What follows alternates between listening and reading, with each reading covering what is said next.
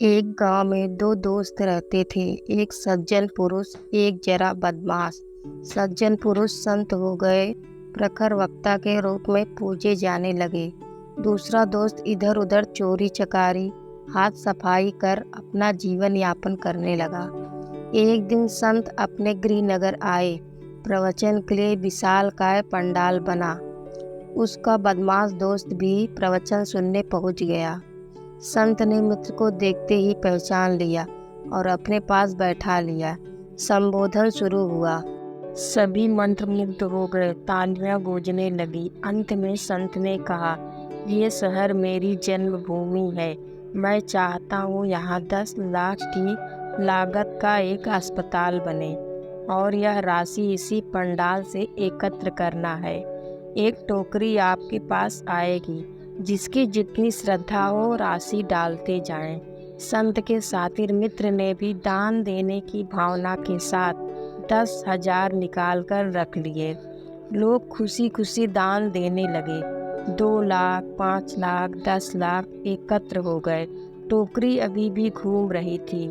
संत के मित्र ने सोचा, जब इतने पैसे इकट्ठे हो ही गए हैं तो मेरी छोटी सी राशि का क्या महत्व। उसने चुपचाप 10,000 की जगह हाथ में 5,000 रख लिए। टोकरी में 15 लाख एकत्र हो गए तो उसने अब हाथ में 5,000 की जगह 1,000 कर लिए। अचानक बिजली गुल हो गई।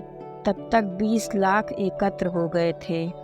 जब संत के मित्र के पास टोकरी आई तो उसने सोचा, जब दान राशि टारगेट से डबल हो गई है तो अब 1,000 भी क्या डालना।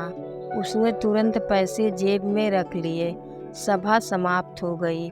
मित्र भी संत के साथ उठकर चलने लगा। मित्र ने संत की तारीफ के पुल बांध दिए। वाह, क्या प्रभाव है आपका।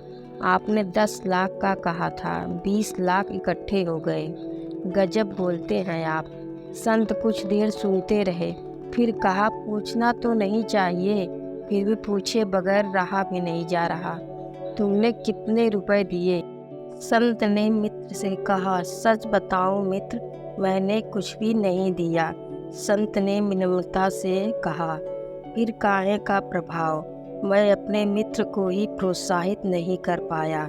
मित्र ने कहा, ऐसा नहीं है, जब लाइट बंद हो गई थी तब मेरा मन हुआ था कि टोकरी में से 1-2 गड्डी गायब कर दूं। ये तो आपके प्रवचन का ही प्रभाव है कि मैंने ऐसा कुछ नहीं किया।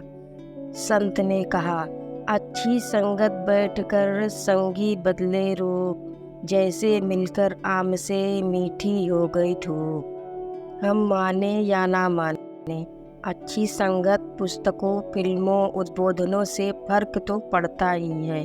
किसी पर कम तो किसी पर ज़्यादा और किसी पर आजीवन, यह अलग विषय है। इसके लिए ज़रूरी है अच्छी संगत की निरंतरता।